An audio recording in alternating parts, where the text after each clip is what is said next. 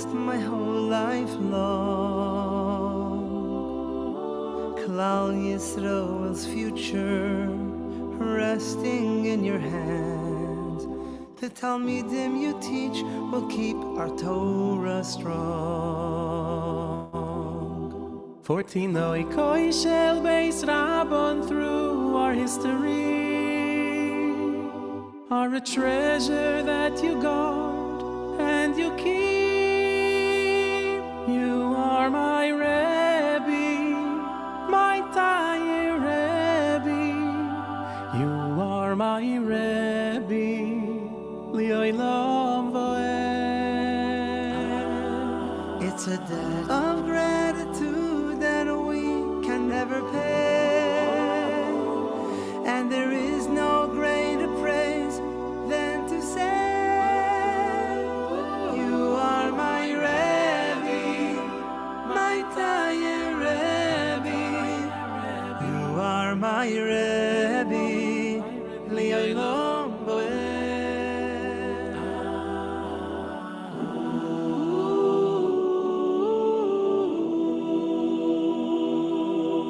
With love and dedication to every single child, even when the going's not so smooth, never losing patience, oh, always with a smile, an example of what it means to be a Jew. You are like a father, I owe my life to you, a gift that will last eternally. Oh, my Tovim, the mitzvahs that I do. And when we part, you'll still be a part of me. And like the stars illuminate the darkest night, Rabbi, you will always be my guiding light. You are my Rabbi, my Tayyir Rabbi. You are my Rabbi, Li'olam Vo'ed. And when we go towards Moshiach soon in our days, our Rebbeim will be those who lead the way. You are my Rabbi, my Tayyir Rabbi. You are my Rabbi, Li'olam Vo'ed.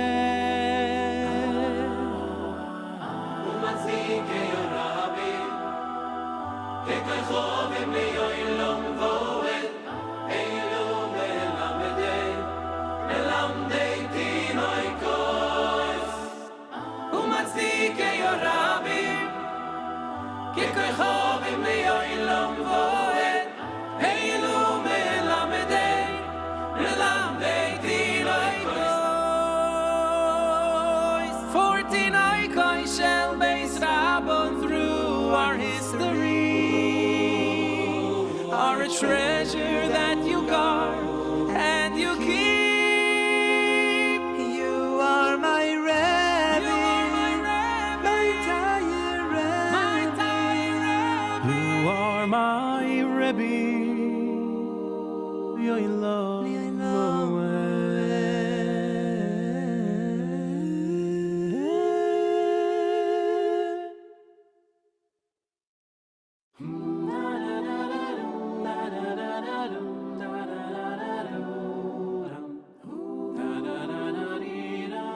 I am an ancient wall of stone atop a hill so high, and if you listen with your heart, you just may hear my cry. Where has the Beis Hamikdash gone? I stand here all alone. How long am I to wait for all my children to come home? A house of marble, land of gold, once stood here by my side.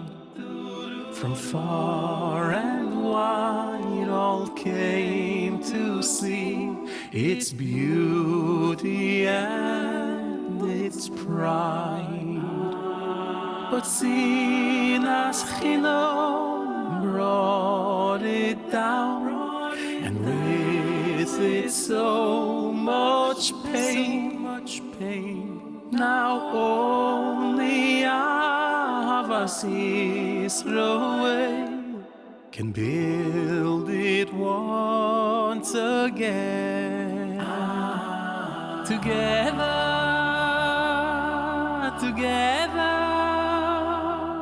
you stood by our Sinai, my daughters and sons, forever.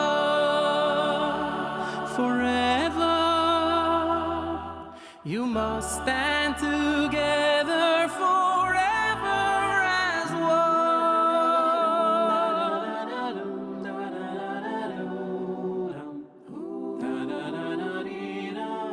You come and stand beside my stones to raise your voice in prayer. You ask, when will this gullus end? How much more can we bear? But Sinas Chinom still lives on. It lingers in your heart. How can you come back home to me while you remain apart? Together, you stood by our Sinai, my daughters and sons, forever.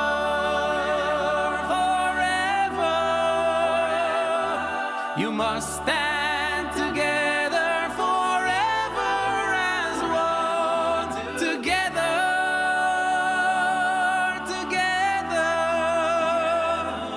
you stood by our Sinai, B'nai Avraham, forever and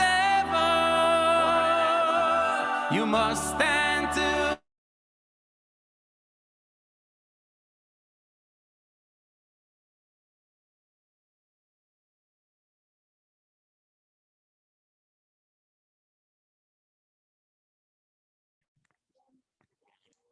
Good evening, good evening. Go here. Okay. Good evening, good evening. Let's make Ellie, where are you here? Make you a co-host. Is there other rabbis on? I see Rabbi Matasio, welcome.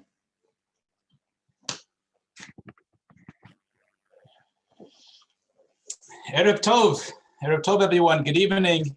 As we are being joined tonight, 4 Chabad houses, 4 communities.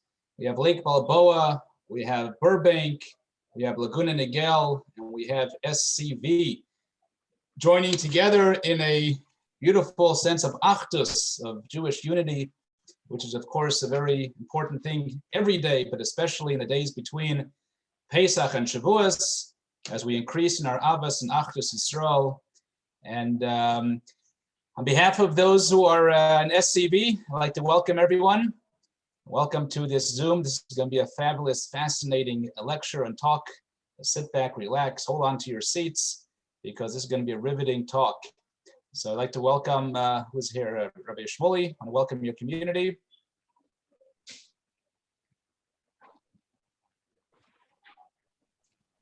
Thank you, Rabbi Marazov, and it's great to be part of this beautiful presentation. Looking forward to a real inspiring and interesting presentation. Hey, Rabbi Eli. Good evening, everyone, and I'd like to welcome all from Chabad of Lake Balboa, and of course the other communities around. And I am looking forward. Can't wait. We have all the way down south. Thank you very much.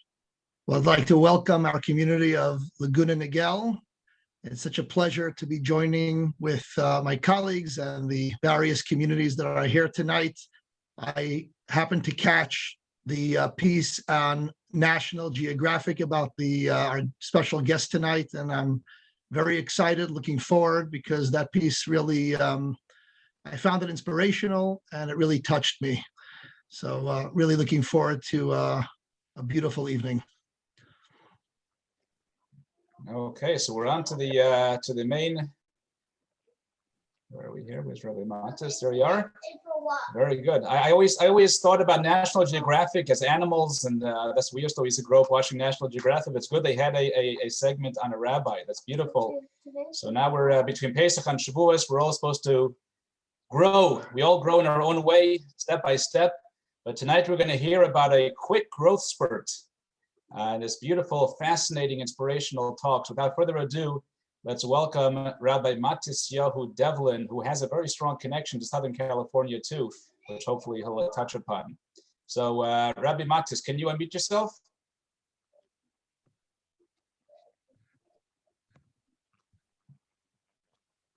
He disappeared. Okay, I guess you'll have to hear my life story. Where did he go? Here you are. You're not a, I thought I made you a co-host. 1 second. Try now. Good evening. Hello. Thank you. So, yeah, I will eventually get to California, but we have about 24 years that we have to go through first before we can get to California. First of all, anyone who's listening will have to forgive me if I seem a bit groggy at all. It's already, close to 11 o'clock here on the East Coast. So I'm after a very, very long day. But I want to say, first of all, l'chaim to everyone who's joining in. And I'm happy you're all here. And I'm glad to have the opportunity to share my life story with you. And hopefully, if even one or two people might have a little bit of inspiration that could turn into something practical, it was worth the ride. So we'll just jump right in. I am from a small town in southern Pennsylvania, a place called York, PA. And growing up in York, I did not really look a thing like I look now. I grew up actually not even really being aware that I was Jewish. My father is a devout Roman Catholic. And when my parents wed, my mother agreed that my father could raise any subsequent children in his religion, being that Judaism was not such a prominent part of my mother's life. And she felt my father was much more religious, and we would be given, good values and good morals. So she said, fine, no problem. And then 11 children later, all 11 of myself and my 10 siblings, no twins, no triplets. We were all raised in Catholicism. We went to church every Sunday. We went to Catholic school. We celebrated all the holy days of obligation. We, said grace before meals. We said prayers before bed. We were a devout Roman Catholic family. And it was a really important part of our life growing up. Our faith, our church, our community. We all were altar servers, and we sang in the choir. We did a lot of volunteer work for our church. We were part of the youth group and all the various groups within our parish, as it's called. And that was it was the big part of our life. It was a very big part of our upbringing. My mother never converted. My mother never took part in Christianity or Catholicism more than perhaps just, if we're celebrating a holiday, she'll, be with us. but she didn't go to church or anything. She didn't, get baptized. But Judaism just wasn't really a mainstay in my mother's life, other than celebrating Hanukkah, which we celebrated every year. I remember, from the, as long as I have memories, taking out a menorah, every December, and we'd put it prominently on the mantle, and we would light the candles every night, and we would take turns. Every night, someone else would get a turn to light the candles, and as we sang, some Hebrew song that we didn't really know what the words meant. And not everyone, of course, got a chance to light the menorah every year, because there were, thank God, more of us in the family than nights of Hanukkah. And it was a nice experience. It was something different, some type of cultural thing that none of my friends did. We would get cash or checks or other gifts from Jewish relatives. And it was, we would play dreidel, and we had a couple Hanukkah books. We actually had a couple of old Chabad Hanukkah guides from the early 1980s, which was something I never realized, what Chabad was. But we had these little guides that my mother got in the mail at some point, and she always held on to them. And it was just a nice thing that we did for Mom's religion. We never really felt it was ours. We were Catholic. We were going to be celebrating, Christmas in a few days. It was interesting, we have a menorah and some Hanukkah decorations. We also have a Christmas tree and stockings hanging by the fireplace. And, that was the one little interaction with Judaism that we had. But we never felt at all that we were Jewish. My mother never said, because I'm a Jew, you my kids are all Jewish. We certainly didn't learn about that going to Catholic school, even when we did speak about Judaism. So it wasn't really a part of my life. Other than our faith, our religion, and also as well our culture identity as Catholics, learning, academia, education was a big staple in our family. My father is a doctor, and as such, he really valued academia and knowledge and learning, and just improving oneself in that regard. Also, music and the arts were a very big part of our upbringing. My parents really emphasized to all of us to have music lessons and voice lessons, and my sisters all trained in various forms of dance. And we were, just really a well-rounded, cultured family, in addition to being a devout Catholic family. And that was our upbringing. That was our family. I definitely am very thankful for the way I was raised and the upbringing that I had, opportunities my parents gave us. But I didn't always feel so grateful about it. When I was in elementary school, as I was finishing elementary school, 5th or 6th grade perhaps, I began to question a lot of what I was brought up with. Until that point, I was a pretty good kid. I was very talkative. One of my teachers, would always describe me as loquacious. It was one of the first SAT words that I learned as a child. I was never able to close my mouth. My wife would probably say that not much has changed. But, I didn't really get in much trouble. I was a pretty good kid, a good student. And as I was getting into middle school, I began to question, just in my own way, just in my own personal self, things I was being brought up with as far as Catholicism goes. And there were just certain beliefs in Catholicism that I wasn't necessarily against or thought were, refutable. I just was curious, and I wasn't sure. And I remember asking a priest in church. I felt very open to be able to ask certain questions to the pastor of our church, being that I was someone who was very involved in our church, and I had a good relationship with our pastor and with the other priests. And I never really felt that I was taken very seriously, maybe because I was just a kid after all, but it kind of rubbed me the wrong way. And I started really questioning more and more of Catholic doctrine.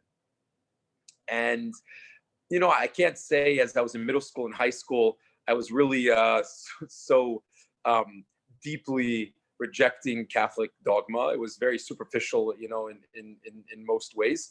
But because I never felt I was being taken serious or being given answers to the questions I had, I began to explore other religions. And at first it began as an exploration of other branches of Christianity, because that's what I was familiar with and I still believed in at the time. And I would go to other churches. I at one point, I played in what's called the worship team I played drums for the a band at another type of church. It was a bit more lively than going to a Catholic church. And my father, however, told me that I had to also go to Catholic Mass. I would have to go to services at the Catholic Church. I would go to the earliest service, and then afterwards I would go to this other church. It was not a Catholic church, because to my father, if I went to anything other than Catholic Mass, I was not fulfilling my obligation of Sunday Mass, Sunday church. So I was going to church twice on Sundays even. And I didn't really get what I was looking for, I guess, if you want to call it that, exploring other denominations of Christianity. So I began to research and look into other religions, Eastern religion and other philosophies and different things that seemed interesting. And I guess nothing ever really spoke to me. Judaism, I never really looked into. You grow up in a place like York, Pennsylvania, where there's not many Jews, and especially growing up in Catholic society, the way that I was raised in it, no one really looked up to the Jewish people, to put it nicely.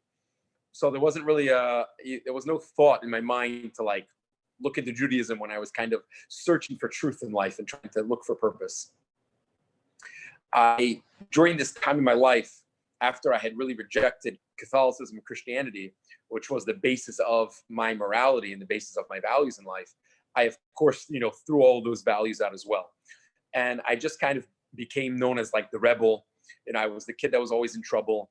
I was in detention, pretty much every day. My mother later joked that she was never worried about me if I didn't come home from school, because she assumed I was in detention. And I think it was more ignorance, as bliss. I'm pretty sure my mother knew I was not always sitting in detention, but she liked to believe that's where I was when I didn't come home after school. I was hanging out with the wrong crowd, or as a lot of my friends' parents probably said, I was the wrong crowd their kid was hanging out with. Whatever it was, I was getting into a lot of trouble. I started, experimenting with drugs like any teenager, probably did, just kind of, here and there when it was around, and then eventually became more habitual. And I was partying a lot. I was drinking a lot. I was smoking a lot. Around this time, when I was 15 years old, my best friend was tragically hit by a car and was killed. And whatever I was going through, whatever confusion I had in life at that point, which I think would be normal for a teenager, I think I was perhaps going through it a bit more, having uprooted myself from, the comfort of the religion and culture I was brought up with. That really put me into a very, very deep depression. And the, drug usage went from, habitual or recreational to something that was more of a dependency. And I was just really spiraling out of control. And it was just not, it was, not a very good time in my life as I was going through high school. And I really was just really confused, on top of drug usage and on top of depression and on top of just trying to find, fill this void in my life that I had, that was something missing from, when I rejected Catholicism. I was just really confused. I didn't really know where did I fit in, where did I belong. On one hand, I was from, I was from a family that had a pretty good name. My father, as a doctor, was on the board of, of different different boards within our church community. And of course, just as a doctor, was a respected person in our community. And, we were, I was waking up on Saturday mornings to go practice with the youth professional symphony. And I was pretty well read and well versed in different literature. But on the other hand, I was like a stoner, I was a pothead, I was a skater, I was a punk, I was a rebel. And it was just never really knew where I belonged. It was hard to figure out where I fit in, maybe more than other teenagers. So my life was just really confusing. It was really difficult, which made my drug usage even worse. It made me start acting out even more. I ran from the police, more times than I could count. Thankfully, I guess I wasn't caught too many times. And it was just kind of this back and forth, difficult teenage years of mine. I managed to stay in school until senior year. And for the most part, I kept my grades up, even through the, thick and thin. I had gotten pretty good SAT scores. And at the beginning of my senior year, I started thinking, I have to keep my head down this year. I have to start, I have to stop hanging out with, these individuals. I really need to try to straighten out my life for just this year. I'll get into whatever school I want. I'll go far away from home, new place, fresh faces, new start. And, if I continue down the road I'm going, probably not going to end anywhere good. This resolution I made didn't last too long. In November of my senior year, if I could set a timeline, November of my senior year, 2008, I was 18 years old. It was my mother's birthday. God bless her. And she receives a phone call from the school that I was expelled. She then receives a phone call from the local precinct that she should come pick me up. I could hear her yelling through the phone to the desk officer that I'm 18 and I could be released of my own accord, and that I should not dare show my face at home. So I didn't go home, needless to say, for a few days at least. About a week afterwards, I found myself no longer residing in my parents' home. I began to rent my own apartment. And, at that point, I thought I was living the life. I was 18 years old. I could do whatever I want. I had no one to answer to. I had a job that I was fired from. I got another job. I was fired from that. I wake up at some point to an eviction notice on my apartment door. And I was throwing parties every night. Who wouldn't? I was, all my friends were still in high school, and everyone's always looking for a place to party. So I was throwing parties every night. So I was evicted from my apartment. And that was really, at that point, again, it was kind of a wake-up call. It was again like, wow, like I'm really, digging a hole for myself, and I have to just get out of here. No one else is going to do it for me. So I sold whatever belongings I had. I had some money saved up, and I just started driving. I didn't really know where I was going to go in life, to be honest. I was thinking maybe eventually I'll go to California, get across the country somehow. At 18 years old, coming from a small town, when I never really traveled in life, we went to Delaware, 2 weeks every summer to go to the beach. And that was it. I went on a plane once to go to Michigan to spend a few weeks with my godparents. My parents thought it would straighten me out at some point when I was a teenager, but I never traveled. I never went anywhere. Going to California might as well be like going to Mars. But okay, eventually, somehow I'll get there. And really, a lot of my inspiration to take such a trip was, for anyone who might be familiar with On the Road, written by Jack Kerouac, and other similar literature about the beatniks and about the hippies and poets. This was like really that was my inspiration at the time. And I thought I'll follow On the Road. That'll be my guide. If I run out of money somewhere, I'll wash dishes in a diner, and I'll move on to the Midwest where I'll work as, on a farm, and I'll just figure out my place in life. I'll just figure out where I belong. Who am I? I get on the highway and I see a sign for New York City. Sounds pretty exciting. I did a few day trips to New York to see Broadway shows with the music association at my high school.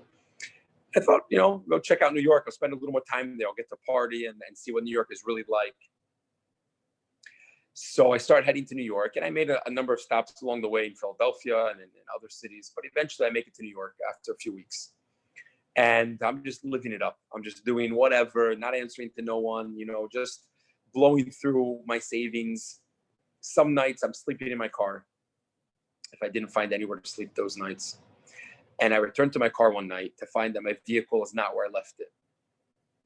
It was apparently parked illegally, and it was impounded in the Brooklyn Navy Yard. And at that point, I was out of money. So I had no money to pay the whatever $150 or something to get it out. And every day they add another fine. So I guess at that point, if you wouldn't have called me homeless, I was definitely homeless at that point in time. So I began sleeping on the streets. I had no contacts. I didn't really know anyone, just random people I was meeting at parties or, on the street in New York. So I didn't have anyone to turn to. My cell phone was disconnected. And I was really just, I guess as many times as I said my life was falling apart, now it was like, wow, now my life is really falling apart. So I'm sleeping on park benches. I start to sleep in the subway. I wake up one night as I'm just sleeping on the subway in the middle of the night to someone's hand in my pocket, which was pretty disturbing, to say the least. And this was someone who was very clearly homeless, ripped jeans and long hair. And I also had ripped jeans and long hair, but mine was because I was like my look, I was still put together enough that someone would, I guess, a homeless person would think I had something to rob, even though I had nothing to my name. And after that, I realized I have to find a safer place to sleep. So I'm walking past the Starbucks the following day after this incident of someone trying to, someone's hand in my pocket in the subway. I'm walking past the Starbucks. There's quite a few of them in Manhattan. And I see the hours. It was either 24 hours or close to it. So to me, that's a safe place to sleep. I was living in what I always call survival mode, where anything that I see, it registers in my mind as like, how does it help me? How is it helping me get by in my day-to-day life? So I returned to that Starbucks later that night, and I put my head down on the table, and I just fall asleep. I figure the worst thing is someone will wake me up and tell me, they need the table, I have to leave. So I wake up after a couple hours. It's probably midnight or 1 a.m. And there's a teenage boy and girl sitting at the table next to me. I was still 18 at the time. This young man and woman must have been 14, 15 years old. And this teenage boy has a yarmulke. He has a kippah on his head. So I'm thinking to myself, he's a Jew. My mom's a Jew. Start a conversation. It was never difficult for me to talk to anyone, anytime, any place. It was a gift that was passed down to me from my mother. When you're ever standing in line at, you have over there Ralph's, we have Publix here, but I'm familiar with with California. You're standing in line at Ralph's or whatever supermarket, and the lady behind you starts talking to you about stuff and about her kids, and you're just waiting to check out so you can get out of the conversation. That's my mother, and she passed that on to me. So I just, I said, hey, what's up, man? You're Jewish? And he, points to his kippah and he says, yeah, obviously. And, a very nice, warm New Yorker. And I said, oh, cool. My mom, she's Jewish. So he looks at me and he says, so you're also a Jew? And I said, me? Like, no, I'm not Jewish. I was baptized. I went to Catholic school and church. I don't really believe in that stuff, but I'm not Jewish. In my mind, I'm like thinking a lot more than that. I'm thinking how, growing up, it was a very common epithet, mostly among teenagers, I would say. Among my friends, if someone was acting stubborn or stingy or really just doing something that you kind of thought was stupid, people would say, don't be such a Jew. Stop acting like such a Jew. And I remember a few kids in my high school that had Jewish lineage paternally. So they had very Jewish sounding names. I had friends in my class, Aaron Freed and Jacob Goldstein, just kids with very Jewish sounding names. And I remember people, just to be funny, not even necessarily to be mean to these kids. One of them was, in fact, he was the quarterback. So he was everything, was quarterback of the private school in a small city. That was, he was everything to the school. But people, to be funny, they would throw pennies in front of him, and they would say, hey, Jew, aren't you going to pick it up? And I remember a lot of kids in my high school. Of course, you had a lot of Italians and a lot of Irish as a Catholic school, but there was also a lot of German kids. And I remember always, whenever World War II came up or the Holocaust, these kids with with German heritage would have to find some relative, whatever stretch it was, that they had to claim like a Nazi in their lineage, whether it was a direct ancestor, a great grandfather or something, or if it was some uncle, cousin, whatever they had, even if maybe they were lying about it, but everyone had to come up with some relative that was a Nazi that killed so many Jews. And there were even some friends that it was true, and they still had in their home different artifacts. And memorabilia and effects, whatever, that were from their Nazi relatives. And, you know, we kind of grew up around this. And then someone suggests that you're a Jew. You know, I'm still being heard. My screen now has somewhere. We hear you, but we don't see your screen. Yeah, I have now. It came up on my screen that someone's broadcasting something. There you go. We see you now. Okay. Yeah. And we are broadcasting you. Yes. No, it came up some type of alert about it on the screen. So, you know, I personally don't have anything against Jewish people. You know, the way that I was, you know, at the time. But when I grew up around such an environment, I wasn't like rushing to be like, oh yeah, sure, I'm Jewish. But this teenage boy, he tells me, listen, if your mother's a Jew, you know, she has a Jewish soul. And when she gave birth to you, she passed on a Jewish soul to you. So I thought, it sounds kind of interesting. You know, I never really spoke so much about the soul, like, you know, even growing up 18 years in Catholic school and church and whatnot. So we started a conversation, and he starts telling me so many things about Judaism. And some things make sense. Some things I don't really know what he's talking about. But it was an intriguing conversation. However, a big part of my will to go on in conversing with this young man and young lady that was with him was I was looking for a handout. I was looking for, you know, I get a few bucks, a coffee, a bed to sleep in. Like, I'm looking for, you know, what am I going to get out of them? And we're talking for a while. And at some point, he asked me, I find out his name is Mendel. And Mendel asked me, you know, if I ever heard of the Lubavitcher Rebbe. So I don't even know what these words are that he just said. And he tells me, well, he's a very famous rabbi. You probably know his name.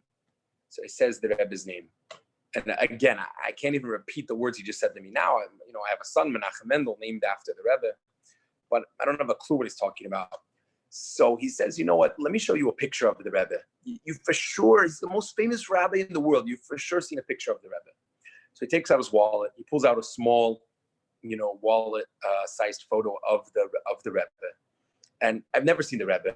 I wouldn't even know that this is a Jewish person, let alone a rabbi, if I, you know, just from a picture. You know, of course, the Rebbe, you know, with the beard, wearing a black jacket and wearing a black hat. But I would have no idea that that's a Jewish person. You know, I don't know anything about it. But he tells me this is the most famous rabbi in the world. But when I look at this picture of the Rebbe, regardless of not recognizing who the Rebbe is, not knowing anything about this person, there was something very strong. There was a very strong impression that was made by me. And even more than just an impression, there was almost a certain feeling as if this person, who I could tell immediately was some very, very holy person, whatever that might mean. I felt as if he's actually here in this coffee shop with us. And there was something that made me in that moment begin to really take Mendel seriously, to stop looking for whatever I can get out of him as like this homeless kid that's just trying to survive. And instead hear him out, because he's telling you something really important. This Mendel is telling you like who you are. He's telling you about your life and about where you come from. So in my mind, I'm like, okay, I'm ready to listen to anything Mendel's about to tell me. And the next thing he asks me is, he says, you know, have you ever, he says to me, you know, if you're not sure what to do in life, you should go to this place called 770. At this point in our conversation, we've been talking for at least an hour or two. And I had told him a little bit about what was going on in my life. I wasn't divulging every detail, but I told him a bit about, you know, how I was stuck and I was traveling. And he says, you know, if you're not sure what to do in life, you should go to a place called 770. So I say, what is that? So he tells me 770 is it's one of the largest synagogues in the world. It's one of the main synagogues of the entire world. And it's the synagogue of this rabbi. And I think if you go there, then, you know, you'll figure things out. Things will work out in life for you. So I thought it sounds a bit fantastic. Sounds a bit out there, but, you know, let's give it a try. You know, I have nothing else to do in life anyways. And let's go there and maybe I'll learn a little bit about, you know, Judaism. So I get on the subway, the 3 train, I get off on Kingston Avenue, just like Mendel told me. And he tells me, you're going to see a building with a bunch of guys with beards and black hats going in and out. Go into that building. Okay. I guess I'll figure it out when I get there. It wasn't too hard. Right on the corner where the subway lets off in Brooklyn, in a neighborhood called Crown Heights, the central Chabad neighborhood. It's kind of the Chabad headquarters of the world. And that's where 770 is. That's where the shul, the synagogue, is located, right in the corner there by the subway. And you see a sea of men of all ages with many different colored beards, shorter and longer, going in and out of a large building. So I walk into this synagogue, and I have no idea. What do you do when you go to a synagogue? I'm not really sure. But I'm standing in what's kind of the lobby of the main entrance. And I'm just looking around. There's a video, some old videos playing, and there's, hang up your coats, and there I see a coffee station. And pretty quickly, I'm accosted by an individual, one of these bearded, black-hatted individuals, and seems very excited and begins to speak to me in some foreign language. I'm assuming probably Hebrew. I know there's another Jewish language, Yiddish, that my grandmother spoke. And maybe there's more Jewish languages, I don't know. But I'm like a typical American, and I only know English. And it's like, if you don't speak English, you're not American. That was like, my, small, Pennsylvania upbringing. So I'm like, hey, man, do you speak English? I don't know what you're saying. So he says, no, hat, cover your head. In, kind of broken English. So I'm like, what? I didn't really get what he was trying to tell me. And he takes me actually into like the sanctuary, I guess, if you want to, into the actual synagogue. And he gives me a small kippah, and I put it on my head. And then he looks at me, still very excited. He says, no, tefillin. And I'm just looking at him very confused. I'm like, what? And he begins to make a motion like this. And he says, tefillin. And he's pointing to his forehead, and he's wrapping his hand around his arm. And I said, listen, dude, I told you I only speak English. Tell me in English what you want from me. I'm happy to oblige. And, I'm looking around 770. And to me, it was very exciting. And it was a lot to take in. And I'm looking around this place. And it's just, it's bright, it's warm, it's vibrant. The place is pulsating. You can feel it's alive. And there's, people just trying to guess what everyone's doing, but it looks like prayer. And there's people that are, I guess, on the, over here, and they're like, reading religious texts, I guess, it looks like Hebrew books. And, then I'm looking over here, and there's just people, carrying on, having conversation. And I see also a few individuals, taking shots of vodka at like 10 o'clock in the morning, and looks very exciting. Okay, lest we think that Chabad, Hasidim are a bunch of drunks. Later, I figured out, when we observe the yard site of someone's passing, people tend to say a little l'chaim, in memory of the person after morning prayer. At any rate, it's pretty exciting to see that at 18 years old, people taking shots in a place of worship in the morning, no less. At any rate, I'm looking around, and I'm just like thinking, like, this is like these people's place of gathering. Like, this is their life. Like, they're really focused, in this place.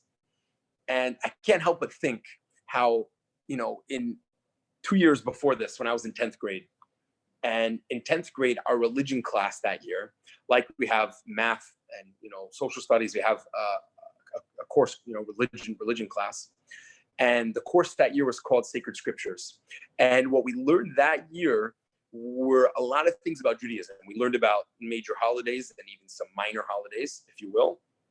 And we learned about basic beliefs of Judaism, according to I don't know who, but basic beliefs of Judaism. And one of the things we learned about, we spent perhaps a week learning about the temple. And we learned how twice it stood the Holy Temple in Jerusalem. And there was the Holy and the Holy of Holies, and there was the altar and the Levites and the priests and the offerings. And we really, went into pretty good detail about it.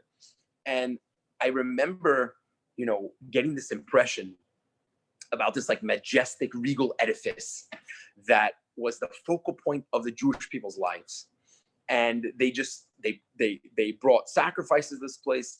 They came for the major holidays to this place, and it was like the focus of their life. And even to this day, for 2,000 years, they pray towards the direction of this building that doesn't even exist anymore, and they're like praying for it to be rebuilt. And you really get a sense how it was just like, this is like the focus of the Jewish people's lives back then, and maybe even many Jews today. It's still, something important to them. And then our religion teacher at the end of this unit tells us, our parish is the temple of today. And I remember thinking seems like kind of a silly, ridiculous comparison. Okay, the temple of the Jews was a place of worship. Our parish is our place of worship, but the buck stops there. Our church is kind of like, we go there for 1 hour on Sunday.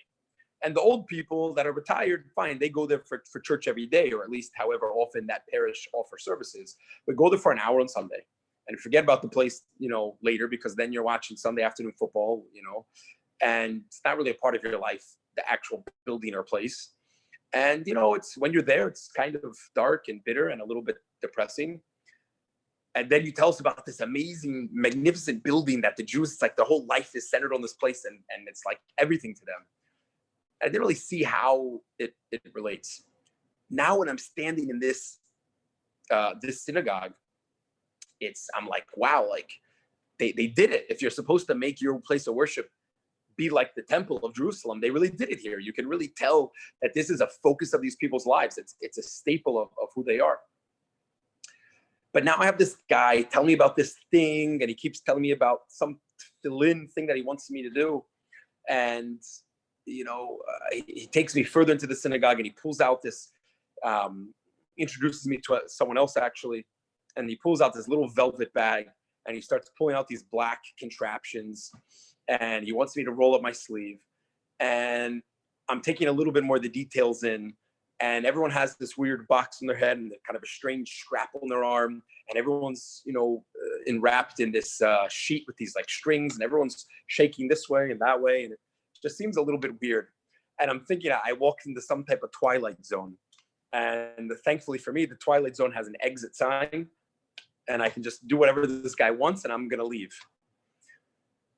But when he has the tefillin on me, and he begins to say the blessing, I have no idea what these words mean, but he starts to say those Hebrew words. I'm like, hey, hold up.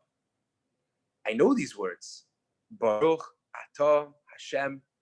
These are the words of this Hebrew song that we sing every year when we light the menorah.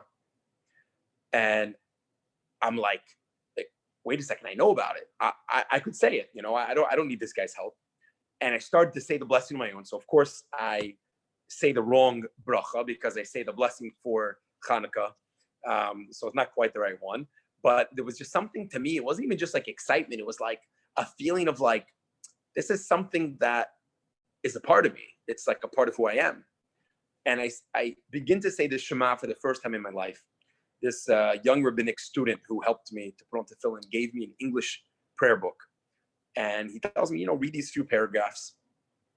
And even though on one hand, the Shema was very foreign, you can imagine if there's anything from the Torah, that I would have called the Bible or the Old Testament at that time in my life, if there's any verses that we're not learning, it would be what it says in Shema.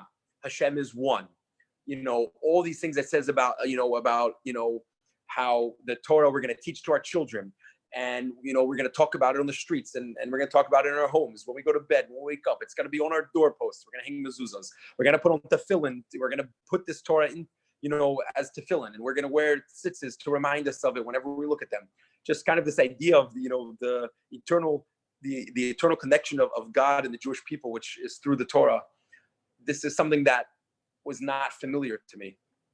And yet, as I'm reading through it, I was kind of overcome with a sense of familiarity, and just this idea that this is who I am. This is actually something that is deep within me. And it's really hard to describe it more than just giving these kind of terms to it. But I then had what I might call kind of a flash of recognizing a lot of events in my life, not necessarily major events in my life, but I started to see how, because this thing happened to me when I was a kid, I made some decision that caused another event in my life. And I started to see almost like a pattern of, regardless of what I was choosing, it kept leading down to a certain place in life. And I saw, especially the last few months of my life, where to me, each step of my life, the last few months were worse than the last. Getting expelled from school, in my house, in my apartment, and fired from my job. And then I decided to just uproot myself from my hometown and leave at 18 years old and hopefully go to California one day. But I went to New York instead. And then I was homeless and I was in Starbucks on this night and I met this kid. He told me to go to this synagogue. And I was like, wow, like everything in life is divine providence. You know, having grown up Catholic, I learned about divine providence. And at that point in my life, I would have thought it was some, made up, notion that the church used for mind control, whatever. I had lots of animus towards the church at that point in my life. But now in this moment, standing in 770 in this synagogue with tefillin on, having said Shema, I was like, wow, everything in life is divine providence. Like everything is happening for a reason. All of these events in my life brought me to be here. And not that this was the pinnacle of my life, not that this was like the high point of my life, that was like the culmination of everything that I ever did, but just that I was brought here to find out that I'm a Jew. I was brought here to realize and recognize that who am I? A Jew, whatever that means. And I want to live the way that a Jew is supposed to live, which of course I don't have a clue. This young man who helped me put on tefillin asked me a very important question in my life. He says to me, do you want to go to yeshiva? Now, I don't know what yeshiva is. I don't know that it's some type of Jewish school. I don't have a clue. I just have in my mind, I want to do what a Jew is supposed to do. So I ask him one question. I say, is a Jew supposed to go to this place that you're telling me about? And he says, of course, every Jew should go to yeshiva, and learn. So I say, okay, let's go there. So it takes me half a block from the synagogue where there is a school for men who did not grow up in observant Jewish homes, or did not have a traditional Jewish upbringing, or did not have a formal Jewish education, and would like to have that opportunity. So I don't have a clue what to expect there, but I just see a sign on the front door. It says Rabbinical Seminary. So I'm getting a little bit worried, because to me, seminary is where priests go, and then you don't get married. And I'm like, I don't know, it seems kind of weird, but okay, this guy said you can learn stuff about Judaism there. So, we'll try it out. So I go in, and to my luck, it was breakfast time. So I got to have the first proper meal that I had in a while. And someone asked me, am I a new student here? And I'm like, oh, I'm just like checking it out. And someone tells me that there's a beginner level class in the Talmud that's going to be starting in a few minutes. So I'm like, sure. I don't really know what that means, but sure, Talmud. So I go to this beginner's Talmud course. And by beginners, it's like, have some type of knowledge and something about Judaism. But I sit down in this class, and the teacher, the rabbi, he asks, oh, I see we have a new face. Welcome. What's your name? So I tell him I'm Matt. So he says, no, what's your Hebrew name? So I don't really know what he means. So I'm like, oh, well, my full name is Matthew. It's a Hebrew. It comes from Hebrew. It means gift of God. So he's like, okay. How's your Hebrew? So I said, I don't know Hebrew. So he gives me an English translation of that volume of the Talmud they were learning. And I can't say I really followed everything that they were learning, but it was intriguing, this back and forth logic of how the Gemara works, the argument back and forth, and bringing verses to try and prove their stance, and then stories, and kind of getting sidetracked. It was interesting. The rabbi asked me if I want to go to his office to speak for a little bit after the class. So we're talking, and he says, so are you Jewish? So I said, I don't know. I was in Starbucks last night, and I met this guy, Mendy. He tells me that I'm Jewish because my mom's a Jew. It said I should go to that synagogue on the corner, and then someone told me, I should come learn here for a little bit. So we talked for a while. And, I learned a little bit. I was by a second class that day, and then I got lunch out of it. And then I went on my merry way. I just was like, cool, okay, I'm a Jew. I'm going to cover my head. I'm not going to eat pork. I don't know, whatever 5 things I might have known about Judaism from pop culture or from what I might have heard in school about Judaism. I'm going to do those things. Cool, I'm a Jew. I'm going to continue my journey. I was kind of have this like renewed, inspiration to like get some money, get my car, continue my journey. This is like what I set out for. I'm learning about myself. So that night, I'm looking for a place to sleep, and I'm thinking to go back to the synagogue I was at. Mendy told me that it's open 24 hours, and I saw a lot of benches there. And hard wooden benches are not as good as a bed, but it's better than the subway or sleeping in Union Square Park in the middle of February. So why not? So I swiped my Metro card, insufficient fare. So I'm now like thinking, that's it. This is the end. This is the absolute end of the road for me. Now at this point, I have nothing, not even a Metro, no money on my Metro card, which is the last thing of value that I had. So I have literally nothing. And I'm thinking like, what's going to happen to me? I'm just literally stranded on the streets of New York. And growing up, we always heard stories about these kids in New York that, were homeless and ended up having to do, unspeakable things without mentioning details, to survive, and, street corners and alleyways and those kinds of things. And I started thinking like, what if I become like a kid like that? And it was a pretty dark place, in my mind. But I'm walking along and I see a Starbucks, and I thought, hey, Starbucks, that's my refuge. I walk into Starbucks, I sit down, and I'm thinking I'm going to call my parents. I'm going to ask someone at the table next to me for some change, and I'll go to a payphone and I'll call my parents, and they'll come get me, But it wasn't a simple decision for me. I was a teenager and I was very stubborn. And even in this dire situation I was in, I'm going to be the one to initiate contact. I'm going to say sorry. They got to apologize to me first for everything they did to me. Eventually I decide, okay, I'm going to ask this guy. I remember he had a red shirt on. I remember he was bald. I remember so clearly. And I'm about to ask him for some change.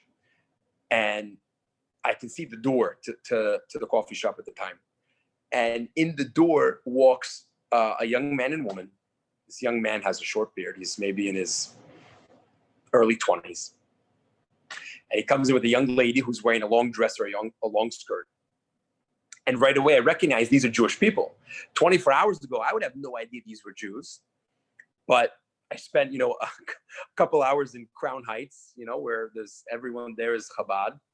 So now I see, okay, these are Jewish people. And I get really excited. I'm thinking, I hope they sit near me. I want to talk to them like they're like Jews are family, right? There's like, some type of family. So they end up sitting at the table next to me, and I take off a cap I was wearing, Phillies, of course, being from Pennsylvania. And I want him to see this, I have the little hat, I have the little thing on that Jews wear on their heads. And he's not taking the bait. So at some point I look over to them and I'm like, shalom, like as if it's like some secret code word, And boy, it was, because he says back to me, Lechem shalom, was machst du? And I'm like, yeah, sure. I put on this thing, I did this thing for the first time. And they both tell me, Mazel tov on your bar mitzvah. And I'm like, bar mitzvah, like, what? And they asked me, like, how did you come to put on tefillin? So I told them, the cliff notes of what had happened. And this young man says to me, he's like, oh, wait a second. I have one question. Where are you spending the night? So I kind of, went like this. I made like a square with my fingers around the table. And I said, well, I'm checked in already. And he said, no. You're a Jew. You're a human being. You need to be taken care of. Come, you spend the night in my dorm. It turns out this young man is a rabbinical student. And this young lady was, was living in the neighborhood. And they were on, what we call a shidduch date. Someone, a family member or someone, a matchmaker, must have thought that they might hit it off. They were both at a time in their life when they, are looking to marry and settle down and, make a family. And you could imagine when you're set up on, this type of date, it's a pretty serious conversation. You want to discern if this is someone that you could see yourself spending your life with. Would this be someone that you would want to be your spouse, to be the parent of your children? Is this someone who shares the values that you share? Are they looking to raise the type of family that you would want to raise? Are they looking to live in the same community or a place in the world that you would want to be in? And I'm just kind of throwing off this process. So this young man says, come, you stay in my dorm tonight. It tells me he's a rabbinical student in the synagogue where I spent the day, and you can imagine in just like there's a lot of Starbucks, of all the Starbucks I could have been in, they could have been in that night. There are plenty of yeshivas and rabbinic schools and synagogues in Brooklyn, as well as the other 4 boroughs, So I end up going back with them to the neighborhood where they were living. And we drop off this young lady at her home. And the rabbis here definitely understand a lot of depth to this particular incident. They're probably laughing so hard about it. I can't see all of everyone at the moment on the Zoom. I spend the night in the dorm for the rabbinic students of that synagogue of 770. It's a few hundred boys living there. And the next morning I wake up, and again, another new friend of mine who he let me spend the night in his dorm, asked me if I would like to learn a little more in the school that I went to the day before. I said, sure, I would love to learn more. So I go back to this yeshiva, as it's called, and I basically become a part of the furniture, so to speak. I kind of just make friends. I'm very easy I make friends very, very quickly. To me, everyone's my friend. My wife doesn't get it. I always say like, oh, my friend Yosef or something. She's like, your friend? You spoke to him 3 times. Like, he's not your friend. I'm like, yeah, he's my friend. So I found there was one dorm room that had an extra bed, and I just kind of started sleeping there, and I just started going to all the classes and everything. And after a few days, someone approaches me from the administration, and they said, like, we heard you're sleeping in our dorm. Like, maybe you could tell us who you are, and if you're free to fill out an application for the school if you want. There's a financial aid form, and you could, but you can't just walk in here. But it worked out. They were very understanding of my situation in life at the time. They wanted to speak to my parents, of course, who I had not spoken to in a few months. But funny enough, that first week that I began to learn in yeshiva, I felt my phone vibrating in my pocket, even though my phone had been disconnected. But I pull it out, and I see that my mother is calling. And I'm like, I can't talk to this woman right now. She's probably gonna yell at me. I can't handle that. Something in my life looks like it's finally like settling. Something looks like it's like improving in my life. I'm not gonna let my mother, I'm not gonna talk to her right now. Every day my mother's calling me. Once a day, she calls me, which was like, for her, that was restraint. She called me once a day. It turns out, she had called the phone company and paid the bill, so my line would be reopened. This was about almost a week that I was in the yeshiva learning, going to different classes. I'm learning Jewish law. I'm learning Talmud. I'm learning Hasidic philosophy. I'm learning, of course, for me, I don't know anything about Judaism. So I'm learning the Aleph Bet, and I'm learning about kosher. I'm learning, about just basic building blocks of Judaism that a lot of other boys that come to the yeshiva, young men, might already know, or even just any Jewish person, maybe basic things that other people know, even if they're not observant. I don't know anything, right? I don't know Aleph from Beis, so to speak. It was a Sunday when I first came to the yeshiva. My mother's calling me once a day. It's now Friday. I still basically know nothing about Judaism. But someone tells me about this thing called Shabbos, or Shabbat, as some people were calling it. And it's this day of rest. And they're giving me this nice poetic explanation of this amazing day. And it sounds great to me. Sure, why not? And someone tells me, why don't you try like a taste of Shabbos? See what it's like not to use your phone for a day. I'm thinking, big deal. I don't even talk to anyone on the phone. This was, the year iPhone came out. So this was like February of 2009. So I still had a flip phone like everyone else at the time, pretty much. I didn't even have texting, because if you remember, texting was like an extra thing that you had to pay extra for, or it was like, however it worked, 2 minutes were a text message, or however those systems were back then before everything was unlimited. So whatever, okay, I won't use my phone. I can't play Snake. Sure, big deal. But then my mother calls. My mother's calling me. And it wasn't Shabbos yet, according to everyone around me. Shabbos is some point when the sun goes down or something. So I'm thinking, my mother's probably just calling to find out that I'm alive, So I'm going to answer. I'm going to tell her that I'm fine. and I'm gonna tell her I don't want to talk right now. So I pick up and I say, hey, what's up, Mom? As if like, we just spoke the day before. And she says, Matthew, definitely, where are you? Where have you been? We're so worried about you. Please just come home. Your father and I just want to know that you're okay. Forget about everything that you've ever done. So I said, no, Mom, don't worry about me. Everything's fine. I'm in yeshiva. As if that would like put a Jewish mother, mind at ease. And I said, do you know what yeshiva is? And my mother says, yeah, I'm Jewish. I know what yeshiva is. Wait a second. What do you mean you're in yeshiva? What kind of yeshiva is it? So I said, oh, it's with Chabad. Have you ever heard of Chabad? So my mom says, yeah, I'm Jewish. I know what Chabad is. And I'm like, okay, sorry. And then without missing a beat, my mother says, wait a second, it's Shabbos. You can't be on your phone. It's my mother. I haven't spoken to the woman in 3 months, probably 2.5, 3 months. It's like her child, her baby, And instead of like trying to find out more, she's just like, wait a second, it's Shabbos. You can't be on your phone. Like what? So my mother says, call me back tomorrow night. So this triggered the start of a beautiful relationship with my mother that I never had before. My mother and I had a very rocky relationship as a teenager, mostly, my own doing. And this was the start of a relationship that I enjoy with my mother, a very, very close, warm relationship.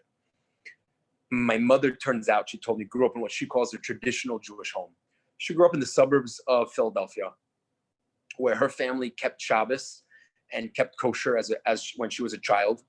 And when my grandparents were going through marital problems and were eventually divorced, they stopped keeping Shabbos, they stopped keeping kosher. Many things of Judaism fell by the wayside. And then at a certain point, the only thing they did was Hanukkah. And that was really why my mother told me she continued keeping Hanukkah. That was why that was still the one mainstay of Judaism that she had in her life when we were growing up. My father was not as supportive of me being in yeshiva, understandably. Later, he said, for anyone who saw the special on National Geographic that I was featured in, some people, the rabbi said he saw it. My father says there, when they asked him, what did you think when your son first went to yeshiva or first became observant, however they framed it? And my father said, I think at a time in my son's life when he was very vulnerable, a God-fearing people took him in. And then he kind of, trails off. He's not really sure. It was very difficult. That was like the one thing that he could find good to say about it. And then he says, to him, the light, in the tunnel was, he says, when a person is baptized, in Catholic doctrine, that leaves an indelible mark on the soul. That is something that's forever. He's trying to find his, something that would be positive for him, that even though I'm in yeshiva living as a Jew, at least I was baptized, so that would be good. That would save me. Something to that effect. My siblings, my younger siblings, I'm the middle child of the 11. So my 5 younger siblings, I don't know if they really understood the depth of, or could appreciate what exactly was going on in my life to any effect. My older siblings each had a different view. One of my sisters was a bit more spiritual, is a bit more spiritual. So she was a bit more supportive and intrigued by it. One of my sisters was just very concerned and thought maybe somehow I had been involved in like a cult, as from a small town in Pennsylvania, and not growing up as Jews or knowing that we're Jewish. No one ever heard of Hasidim, Chabad. This was like, we knew nothing. So like all of a sudden you're in some type of Jewish, very religious group, and it seems very different. In New York City, it's, seems strange. But, I always did appreciate that my sister was very concerned for me. She was always calling me, checking on me. I was in yeshiva for about 5 months or so. And during that time, my life turned around completely in many, many ways. On a very human level, I became a mensch. I became much more of a upstanding, regular person. I stopped using, I stopped drinking. I stopped being very, so selfish. I started caring about other people and not just myself. And of course, on the Jewish level, it was night and day. Everything about living as a Jew just kind of happened almost automatically. I was in a yeshiva. I was in a neighborhood where everyone was Chabad, so everyone was observant. So things like keeping Shabbos, things like keeping kosher, when I was excited to do it, and I was in an environment that was extremely conducive, it was easy to do. And even down to things maybe more external, like wearing a black hat, growing a beard, it just, everything was so easy when it's exciting and you're in an atmosphere where it exudes and it screams doing those things. After the initial excitement wears off of like, wow, I'm a Jew, I want to live like a Jew. When that wore off, I started thinking, I don't know about all this. Like, fine, I'm a Jew, and I'm so proud to be a Jew. And I'm so happy that I was able to have this experience, to be in a Hasidic lifestyle and to learn in yeshiva and to gain all the knowledge, even in just 5 months. Learning in yeshiva is, you start the classes at 8 o'clock in the morning, and you learn until almost 10 o'clock at night. And yeah, we have about an hour for meals, each meal throughout the day. But other than that, there's just learning. We're in classes, or you learn with a learning partner, or on your own. It's a very intense learning. So 5 months of that, you could imagine you gain a lot, a tremendous amount of knowledge. And I felt very privileged to have had that opportunity, but I just felt it's not for me. I'm 18 years old. My friends are, they're finishing high school. Everyone's graduating. They're about to go to college. I'm going to miss out on that. That's what you're supposed to do when you're 18. I want to do all those dumb things you do when you go to college. And when I grow up, whatever age that's supposed to be, or whatever point in life that's supposed to happen when you grow up, that's when I'll grow up. That's when I'll maybe come back to these Jewish things. I had made up with my family at this point. My parents say I could move back home. Of course, there was a few stipulations. I have to finish high school, go to college, have a job, not be drinking or using, normal stuff, And those were all things that I wanted to do. I agreed to it. So I moved back home. And my family, I dropped all religious observance very quickly, which my mother was not expecting. My mother was very hurt and very pained by that. And I came home and I was just very quickly not covering my head, and I shaved. I had a beard already. I shaved my beard, and I was just eating any of the food in my house. Of course, that wasn't kosher. And my mother made a few comments to me. It was hurtful. It was painful to her. She was very happy to see that I was doing all those things, that I was keeping kosher. She was happy about that. My family went on vacation about a month after I was living back home, which I seized the opportunity to throw a party. My parents had a house that was a pretty good venue for hosting any type of soiree, if you will. So I threw a party with some friends, and my parents found out about it. They were pretty ticked, and they said, they came on vacation. They said, we know you had this party. You said you weren't going to do these things. This was part of your agreement if you wanted to live in our home. And we'll say mutually, I was not living at my home anymore. It was a mutual agreement, to put it, whatever, in a way, we'll say it nicely that way. At this point, I began what I call couch surfing. I was a few nights on this friend's couch, a few nights in this friend's guest house, in guest room, basement. I was just, from place to place. I don't remember a lot of what happened during those few weeks. I turned 19 at the end of July of 2009. And soon after, the beginning of August, I was skateboarding with a friend of mine. And we were doing what's called longboarding. We were on one of these longer, you're Californian, so I would be disappointed if most of you don't know what a longboard is. I actually, if it was light out, I would show you my porch. I still have mine on the porch. The bigger, longer skateboards, very good for going down hills, carving hills, as we would call it. So I'm going downhill skateboarding with a friend of mine. He has a car, and I have the skateboard. So we're taking turns going down a very large series of hills. And one particular turn, it's my on that run, it was my turn of the skateboard. My friend is following behind in the car. And I was going about 35 miles per hour. You could imagine, without a helmet, just on a skateboard, a few inches off the ground, open air. You're not in a car, you're on a skateboard, 35 miles per hour. It's pretty fast. And I'm going around a sharp curve. I lose my balance. My head hits the pavement. And I don't remember any of this. I barely recall even skateboarding with my friend. But my friend later, he recounts the story to me.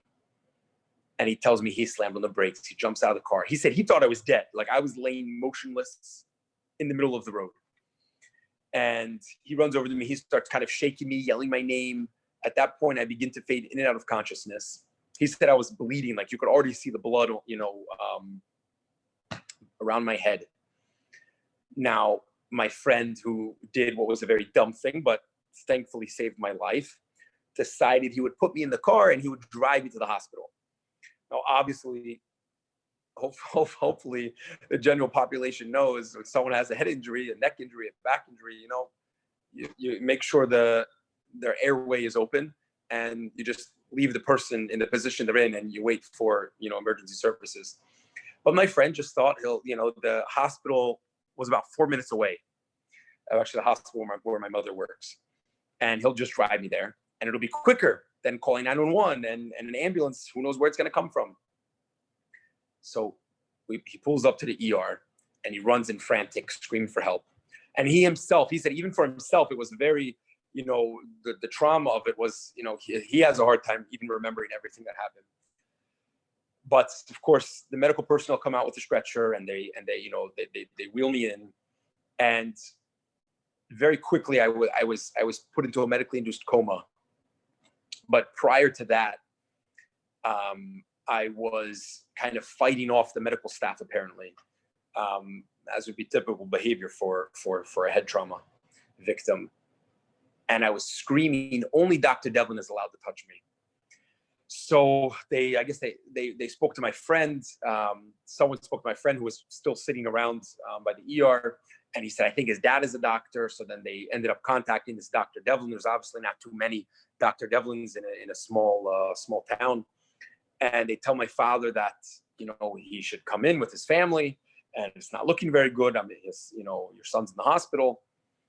My father comes in and he wants to have a priest come in to do the last rites, as it's called. And my mother said that, that actually we're going to call the yeshiva and we're going to get them to pray and to say the Psalms, the Tehillim.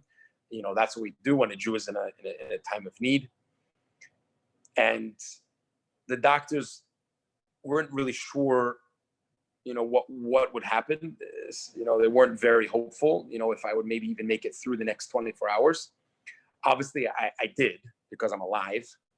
And it wasn't with another 24 hours of, I was given, after that, I was okay, not another 24 hours.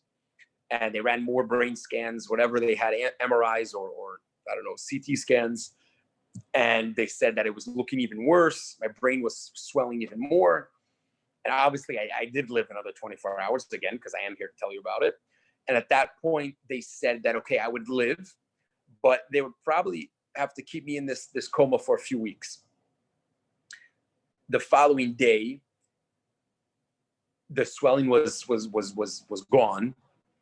And they said that they actually would be able to, whatever, I don't know the term is, but take me out of the coma that day. So they did it, and I was functioning fine. However, they said that I would have to go to a rehabilitation center to relearn how to walk, and I would have to go to extensive speech therapy, and I'd have to go to a neuropsychologist because certain thought processes have to be rewired, I guess. After spending less than 6 days in the hospital, I went to a rehabilitation center where I was actually already walking when I went there. I remember two memories from the hospital. One of them was my older brother, Joe, coming into the room and asking me if I want to go for a walk. And he grabs me by the arm, and I'm holding on to the pole that has all my IVs. And I go for a walk. Now, I don't know that I'm not supposed to be able to walk. And I remember we're going down the hall, and a whole bunch of people in scrubs come over, and they're kind of like yelling at my brother, why do you, I'm in the ICU. And my brother's like, they yell at my brother, why do you have him out of his room? And then they realize that I'm walking. And I remember them asking me, like, oh my gosh, wait a second. How's your balance? How's your coordination? You know, are you dizzy? You know, whatever they were asking me. And so I was walking fine. I spent 1 week at this rehabilitation center. I went to this speech therapist who told me, she said something like, I hope we accept your insurance because this was a pointless visit. I go to the neuropsychologist who does his various, you know, oral testing and some written questions, and we did some computer things. And he said that everything in my brain is totally fine. Everything's perfectly fine. He says he wasn't even sure why I was referred to him. I had headaches for about 1 month after the accident. And after that, everything was total. I mean, I have a scar. I have a small scar on the back of my head, somewhat small, to remind me of this occurrence. But other than that, there's nothing to show for it that it ever happened. I have a memory. I said I have 2 memories in the hospital. The other memory I have, and I don't know the chronology of it, but I remember waking up in a hospital bed after vaguely remembering being with a friend of mine. And I look around and there's no one in the room. And I slowly realize that I'm the one who's the patient in the hospital. I'm connected to machines. I have the hospital gown on. And I'm really alarmed. It's obviously very, very scary and intense, to say the least, to like just wake up in a hospital, not knowing what's going on and no one there to put you at ease. So I reach over. My first thought is, I have to tell my family about this. So I reach over to pick up the phone, you know, on the nightstand. And I see my wallet is sitting there next to the hospital's phone. And I pick up my wallet thinking, just like, why is my wallet just like sitting out here in the open? And I flip open my wallet, and I have in that clear place where you put your ID, I have this picture of the Rebbe that Mendel gave me in Starbucks. Now, interesting about Mendel is Mendel, I mentioned, was, you know, young 15-year-old Mendel was with a girl who was, you know, it was just, you know, her girlfriend or someone.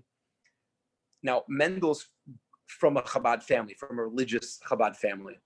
And at 15 years old, if anyone knows anything about their Chabad rabbi's family, you know, 15 years old is not typically an age that a boy from a religious family would be hanging out with a girl in the middle of the night, you know, anywhere, not just Starbucks, but anywhere. Mendel had been at a time in his life where he, like me, was kind of journeying and trying to figure things out. And he was not really observing, you know, much of Judaism anymore at that point, but he happened to be wearing a yarmulke, which is what made me distinguish him as a Jew and start the conversation I had with him. And the same was with this girl. And yet, Mendel still had this picture of the Rebbe he was carrying with him.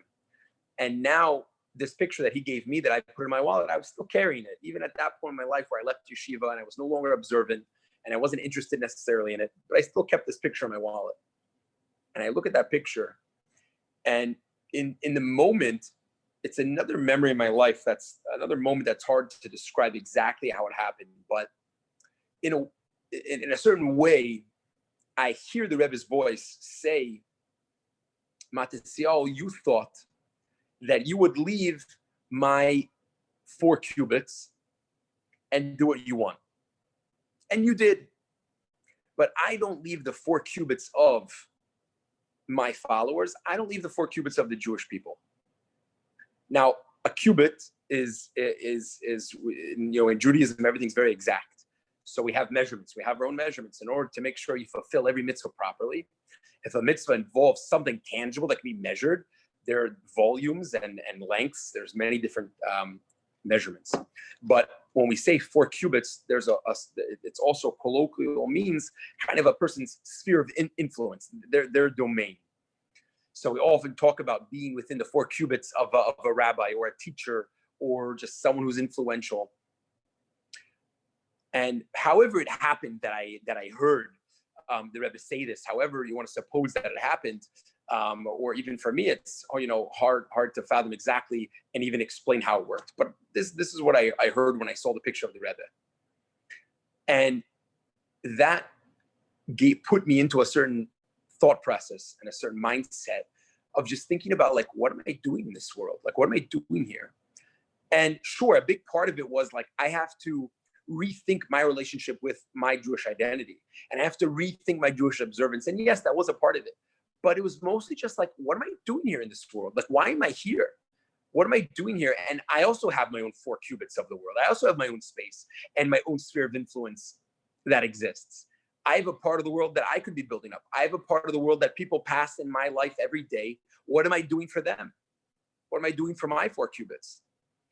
And I just like started thinking, like, I have to really rethink my life. And this was now the end of the summer, right? And it was almost the high holidays. And I got in touch with the closest Chabad rabbi, who was on a college campus, Franklin and Marshall College in Lancaster, Pennsylvania. And he invited me that I could come for Rosh Hashanah. And I came back for Yom Kippur and for Sukkot. And I started coming back every Shabbat. And during that time, I started to become observant again.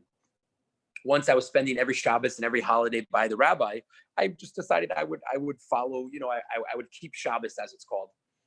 And then I realized, I think I want to keep kosher again. And the rabbi gave me one of his old microwaves, and the rabbi would give me food every week when I would stay by him. He lived about 45 minutes away. He would give me food for the week, all the leftover Shabbos food and other food items. And his wife would, pack me up some nice things. And I started keeping kosher again. And I went back to high school, not the same high school, of course. I went back to a public school. And I started wearing a yarmulke and tzitzis. And basically one mitzvah at a time, I started becoming observant again. And it was a bit different, even though I would say it was pretty fast again for someone to become fully observant. However, on one hand, I had a certain basis and I had a certain knowledge from having been in yeshiva and having lived as a Hasidic and as a Chabad Jew. And on the other hand, it wasn't just like out of like, wow, I'm in a place where it's conducive and I'm excited about it. I was not in a conducive atmosphere to live as an observant Jew. I was in York, Pennsylvania, where there are not really any Jews, let alone people who are religious. It was more of like, this mitzvah makes sense to me. This mitzvah speaks to me. This mitzvah, you can logically, find a place for it. This mitzvah maybe is more like, has a good feel to it. It's good for other people. It's good for me. I can see why it's beneficial. And sometimes other mitzvahs, some things are hard and some things don't make sense, but there is a relationship that we have with Hashem within that multifaceted relationship that we have as the Jewish people with God. And part of it is that we're his servants, we're his we're his people, that we do. Sometimes you have to follow what the king says. I graduated high school. I graduated the one of my flexes in life, one of my few brags in life, that as the valedictorian of my class. I was going to go to the college where the Chabad rabbi was, this Chabad house was, that I had been going to now. I had gotten a job over there. I had living arrangements. And then I decided I want to go back to yeshiva. My mother was very excited about it. She was supportive. She said there's one condition, which is that I have to be the one to tell my father. My father was not so thrilled that I decided to go back to yeshiva instead of university. I ended up spending 5 years in yeshiva learning.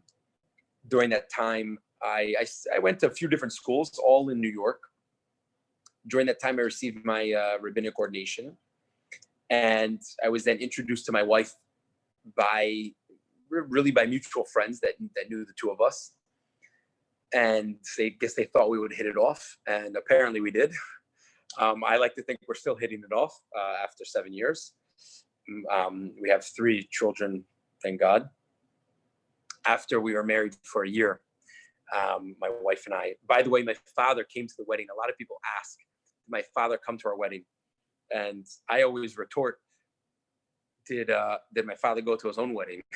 My father also married a Jew. I was just following his example. I was following in the footsteps of my father. So my father came to my wedding. He was at that point, he was already very, very proud of the person I had become. Different reasons why we could discuss, but we'll just leave it at that for now. After my wife and I were married for about a year, and our son Mendel was already born, we moved to Southern California, where we were the emissaries of the Chabad emissaries of the Lubavitcher Rebbe to the University of Riverside, University of California at Riverside, which was just an amazing opportunity. It was just in so many ways, really in every way, so many aspects of what we did there. That was just unbelievable experience and a privilege to have done that.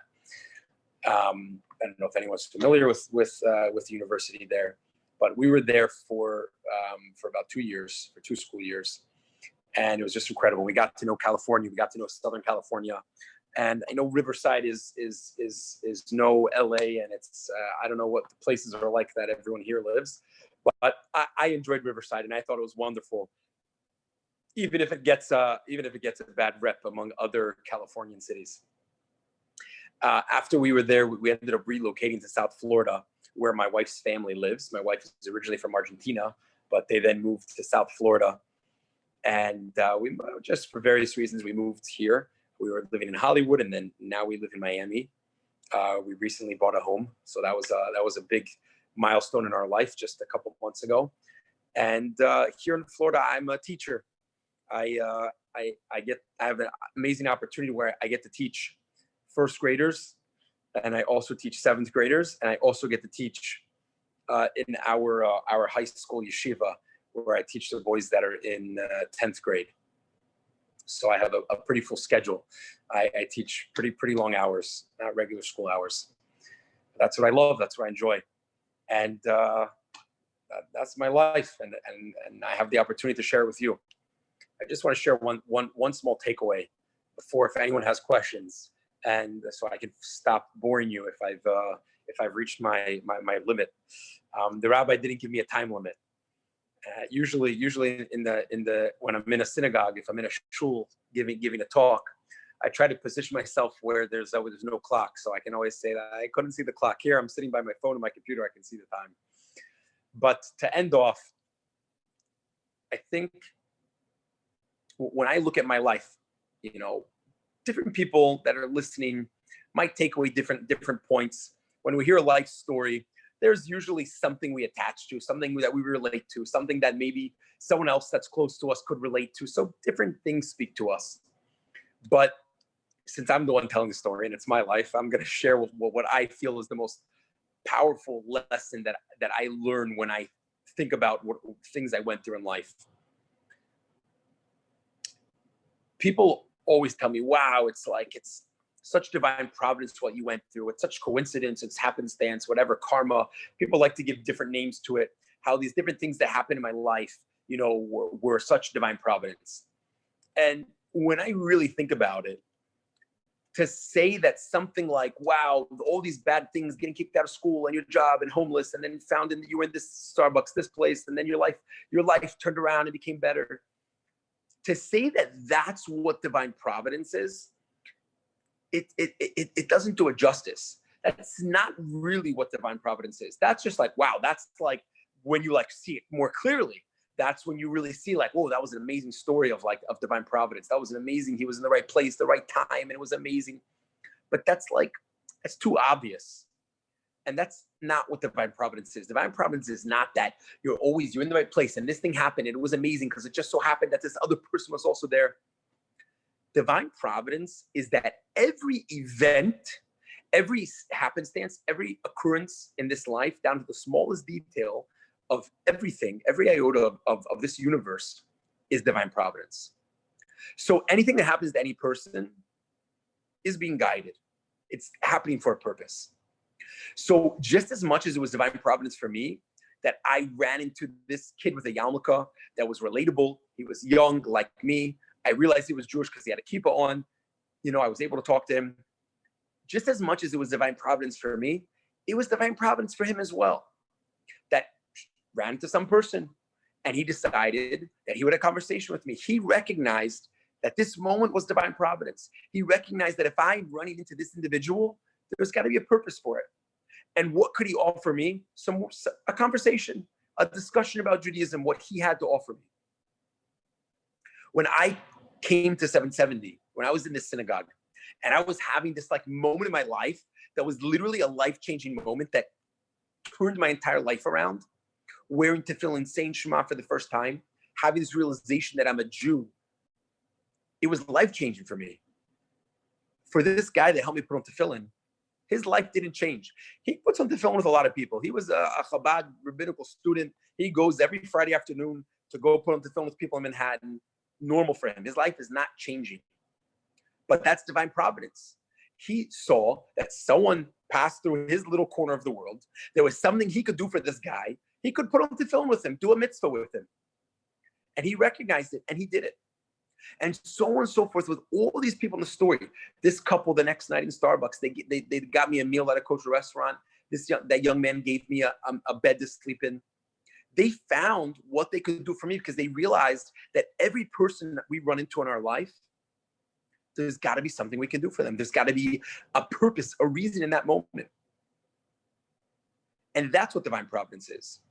And then when you see it that way, you realize that it wasn't just my life that was changed because these individuals recognized a small little thing, a chance occurrence with some random stranger on the street. It wasn't just my life that turned around because of that. It was then all these other people in my life that I was then able to affect, all because of those individuals. That I was now able to recognize the divine providence of everyone that I meet, everyone that I see, my family, my friends, my coworkers, strangers that I run into in some fleeting moment in a Ralph's. I had plenty of those when I lived in California. I have them now at Publix in Florida. It's hard to determine what's better, Publix or Ralph's. I don't know. I think it depends on the neighborhood. The students that I was able to influence at UC Riverside, some of them in more obvious ways, some of them lesser. My children, my siblings, my mother, my students that I have now that I teach, and so on and so forth. And I think when we can recognize and live with that message, when we can recognize and realize and see that every moment is an opportunity to help another person, and realizing that help that we provide, whether it's helping someone with their corporal needs, like was done for me, a burger and fries, a bed to sleep in, a conversation, maybe that's a little more mental or psychological, or helping someone with a mitzvah. As a Jew, if we know that we have a friend who's Jewish and there's something we could do for them to help, we realize they don't have a mezuzah on the front door. Hey, did you ever think about hanging a mezuzah? Or maybe we're at a point in our life where we put on tefillin regularly, and we might tell a friend, hey, I've been putting on tefillin, you should really try it. It really changes your day. Whatever opportunity we have to affect another person's life, any good deed we could do for them in any manner, we could change that person's entire life. And that person could go on to change an infinite more number of people's lives through the ripple effect. And that's what we have to really see and live with, when we have to recognize that divine providence is every moment.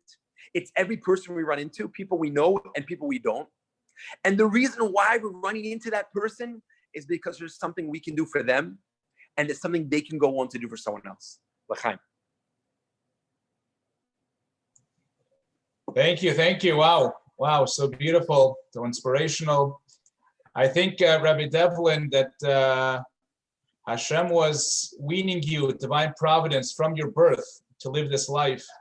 I mean, how many other people can say, other than Chabad, that they come from a family of 11? So Hashem was showing you early on. Yeah. Sure. Baruch Hashem, wow. This is really inspiring. For those who want to hear more, I mean, you can Google search the National Geographic. But if you have any questions, please feel free to unmute yourself. Let me just try to allow people to unmute themselves here. Okay, Mordechai, go ahead. Can you unmute yourself? Can you hear me? Yes, we hear you. Did you have to change your name and last name, or that's the original name? Sure. So my last name is still I have my father's family name. My first name that I go by, Matisyahu, is the original Hebrew name that the English name Matthew comes from. It's an interesting story, actually. When growing up, I always assumed that I was named Matthew after Saint Matthew of the Gospel of Matthew from the Bible, from the Christian Bible, especially because my middle name is Christopher. So I thought Matthew Christopher, I have a pretty good Christian name. When I became observant and I told my mother that I would like to have a Jewish name, and I feel like she's my mother, she should be the one to give me that name. She tells me, actually, when you were born, I gave you the name Matthew because it comes from Hebrew. I wanted you to have like a Jewish name. And I always thought like, oh, sure, that sounds very nice.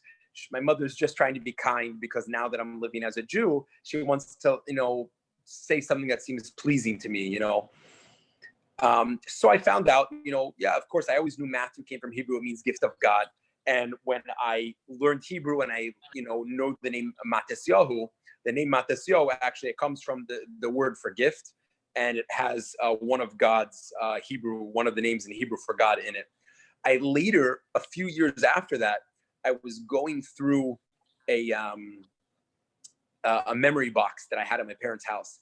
And I had one of those baby calendars, those like first year baby calendars, where it has like, when you lost your first tooth and all that.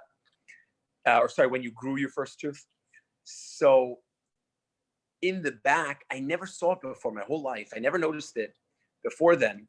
It said letter from mommy and letter from daddy. And in the letter from mommy, my mother writes in there, I'm giving you the name Matthew so that you should always know that you have a Jewish heritage.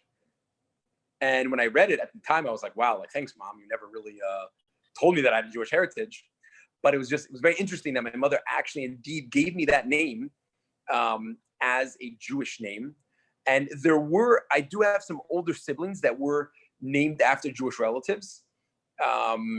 So they do have English equivalents sometimes of what my mother's relatives, what their Hebrew names were. Some of them, it's their English name that was the equivalent of their Hebrew name. But I was just given this name just like to be like, oh, you're a Jew. Here's a name that comes from Hebrew. So that's how I came to have the name Matisyahu. And that's what I go by. My mother actually calls me that. My mother calls me Matisyahu. Some of my siblings as well. I saw, just one second, I saw in the, how do I go to this from my phone? Someone wrote in the chat, Jody asks, have any of your siblings followed in the Jewish path? So it's interesting with my siblings. It's very interesting. Thank you for the nice words, Claudia. So it's very interesting. My siblings, at the minimum, they have a recognition, they have a Jewishness to them. Some of them might think they're half Jewish, half Catholic. Maybe they were born Jewish, but baptism took it away. They don't really think too much about it. But they definitely, at a minimum, have a recognition that they have a Jewishness to them. Some of them definitely pursue it a little more. One of my sisters sometimes goes to classes with the Chabad rabbi in the area. Other siblings kind of have a mitzvah that speaks to them. Each one has something, giving tzedakah, giving charity, in each day in the pushka, or having a mezuzah. Each one kind of has something that might speak to them. And I think overall they just have a greater idea that they're Jewish, and it's not like something foreign to them. It's something they're more aware of. Really, the biggest influence that affects my siblings really comes through my children. And the wonderful, wonderful things that my children do, even as young as they are. My oldest, Mendel, is 6 now. When he was 4, this was just before Hanukkah of 2019. He had just turned 4. He had just turned 5, or he was about to turn 5. And he says to me, he comes to me just randomly out of the blue, and he says, my cousins, they don't really know about Judaism, so I have to be responsible for them. So I was thinking maybe we could send menorahs to all of my cousins for Hanukkah. So I'm like, okay, sounds good to me. I had always been a bit hands-off with my siblings. Some of my younger siblings, I tried a little more to influence them when I was in yeshiva, but most I was very hands off with my siblings. I was just like, live and let live. And I would try what I could. I would come home and try to celebrate the holidays with them from time to time. But my son tells me this, and I thought, okay, if it's coming from my son, what are my siblings really going to care? If I send them a menorah in the mail for their kids to use, they're used to Hanukkah anyways.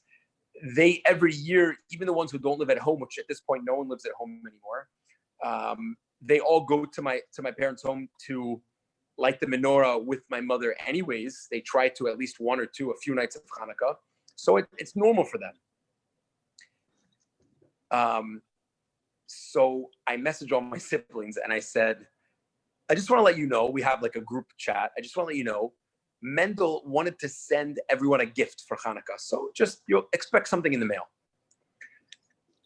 When their little gift arrives, which is, one of those aluminum menorahs with a pack of candles and a couple dreidels and some chocolate gelt, and a few other little Hanukkah little toys for their kids.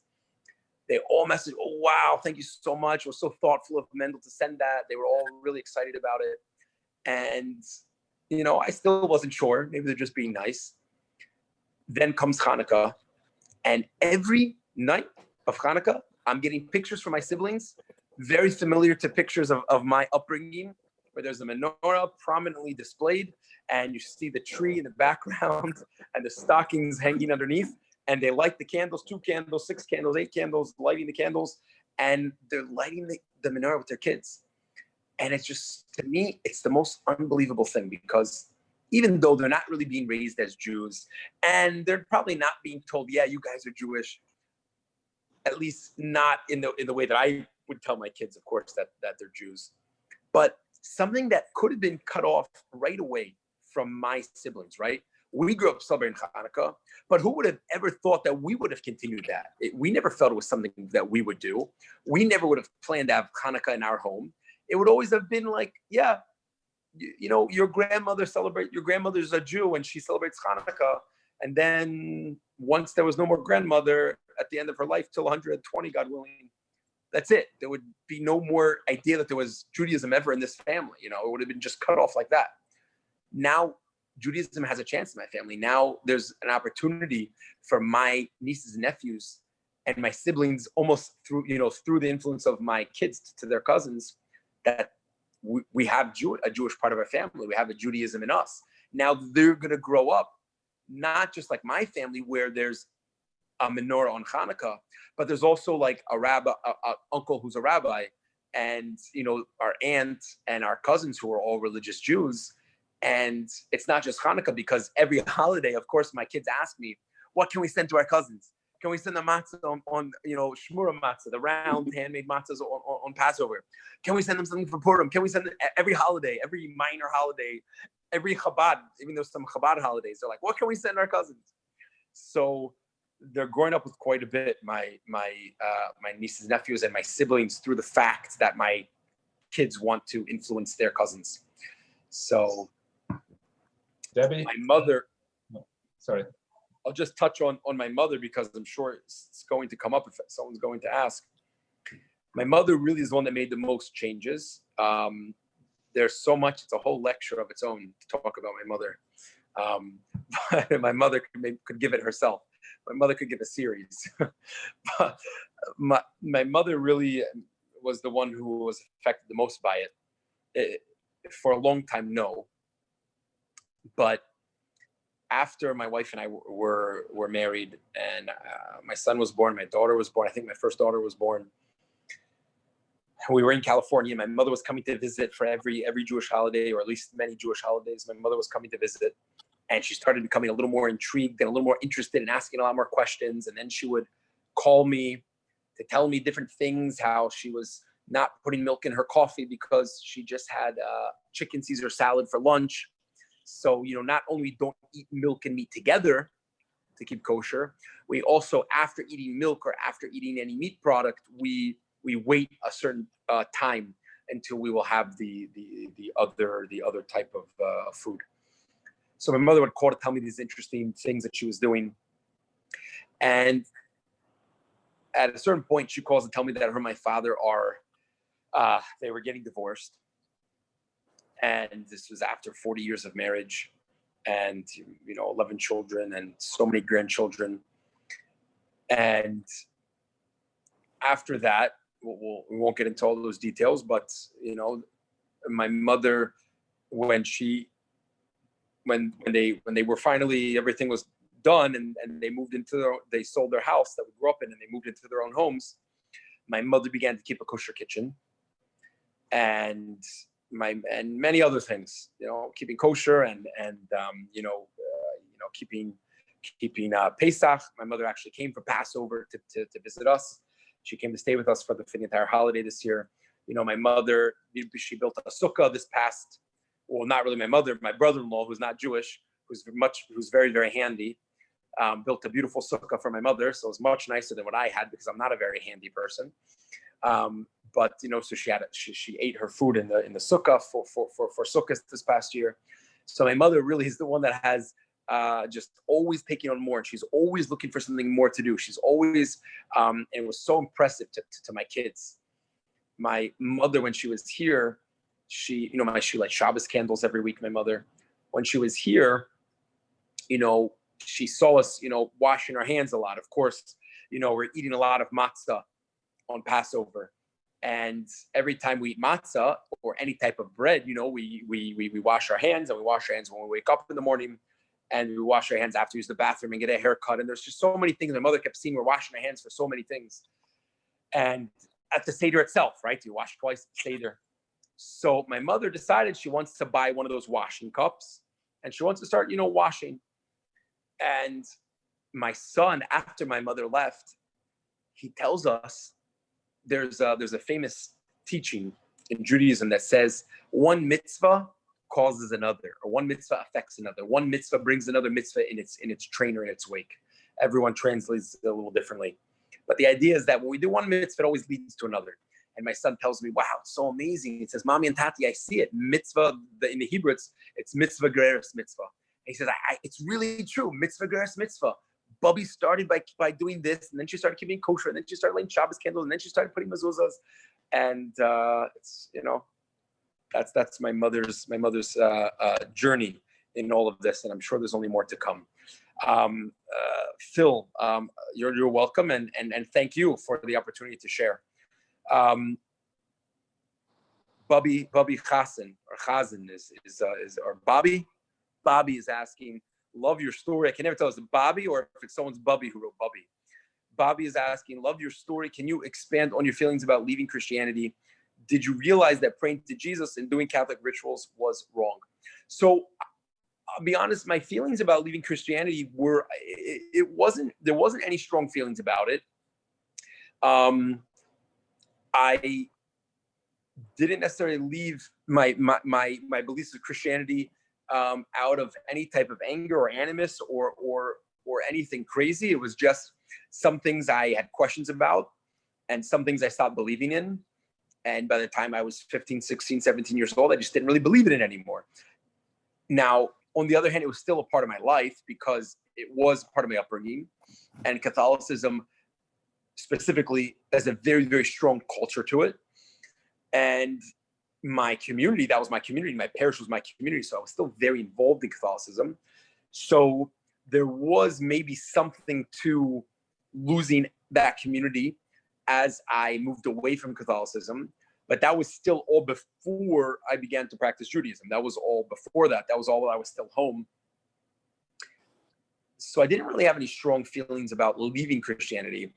There was definitely an interesting process of learning beliefs that I grew up with in Judaism that have, things that are also believed in Judaism, but Judaism doesn't have the same exact belief, So it was interesting to kind of go through that. Whereas on one hand, I was like a total clean, fresh slate when I began to learn about Judaism and I was in yeshiva and becoming observant. It wasn't like I had to be deal with well, this is what I grew up learning and this is what I believe, and I don't know how to reconcile it with Judaism, because I was just like a clean slate at that point. But it definitely was interesting to the fact that I did know what the Catholic belief was or what the Christian belief was on different concepts and ideas, and then learned the Jewish take on it, or the Hasidic or the Chabad approach to different ideas.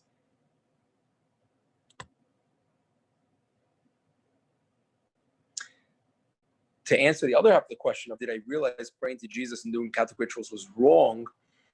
So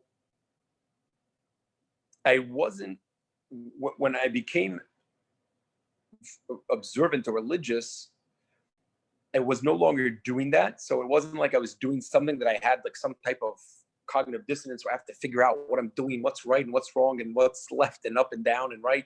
There wasn't really so much of it. I just was in yeshiva learning, and I realized that I believe that the Torah is the ultimate truth, and that Judaism is the ultimate truth, and that for a Jew to follow Catholicism is inherently incorrect. For a non-Jew to follow Catholicism, depending on how they follow it and believe it, might not be as problematic. That's a different topic of the difference of how it works with Jews versus non-Jews praying or believing in something other than God. Is not exactly the same according to Judaism. So, there wasn't, yes, do I believe that it was wrong that I prayed to Jesus growing up? Yeah, it was wrong. Was it a bad thing? I don't know if it was a bad thing. That's what I knew. That's what I did. I think that when I was doing it, it helped me to be a good person at the time. I think that Catholics that pray to Jesus tend to be good moral people that hopefully usually make good decisions. There's actually a story about that. I don't know if it's about the founder of the Hasidic movement, the Baal Shem Tov, or if it was about the founder of the Chabad movement, the Alter Rebbe Reb Shneir Zalman. It was one of the early leaders in the Hasidic movement. He once fired his wagon driver, who was a non-Jew, because he didn't make a sign of the cross, or he didn't say a prayer or something, or didn't make a blessing or something when they passed a church. It bothered him, like he should, like it makes you a God-fearing person when a non-Jew follows Christianity. So that's kind of my view on it. Do I think my father has to stop following Christianity and become a Jew? I don't believe that. I think my father is a very good person, a very upright, moral person, and I'm grateful that my father raised me to be a moral person. Even if I didn't always follow the values that he instilled in me as a teenager, but many of them are values that I do hold today, and that I do value today as a Jew, and as a religious Jew, and as a rabbi, and some of them just as a human being. I think a very long answer with a lot of details to a short question. Okay, since it's almost 12:30 for Rabbi Devlin, and we know he has a very, very busy schedule tomorrow. If you want to take one more question quickly, or if you want Sure. Yeah, it's not a problem to me. I'm a night owl. not that I plan to stay here for another hour, but I am a night owl. Okay. Debbie Block wants to know how you deal with family gatherings. Is it awkward, or is it you get along? Sure. So it's totally normal. When we have family gatherings, we definitely don't get to see my family as often as I wish. We see them now. We haven't seen them really in a long time because of COVID. But the last time we were by my family was January of 2020. And January of 2019. Wow. January of 2019, because we wanted to see them in the beginning of 2020, but then Corona happened. January of 2019. And at that point, it was my son Mendel and my daughter Rachel. And they were 4 and 2, or like 3 and 1. They were either 4 and 2 or 3 and 1. And whatever, we went and we spent a week at my parents' house, and my parents were still married at the time, and we spent a week there at their house. And some of my siblings still lived at home, and anyone that didn't was still coming over to visit with their kids. and I have a lot of nieces and nephews, thank God.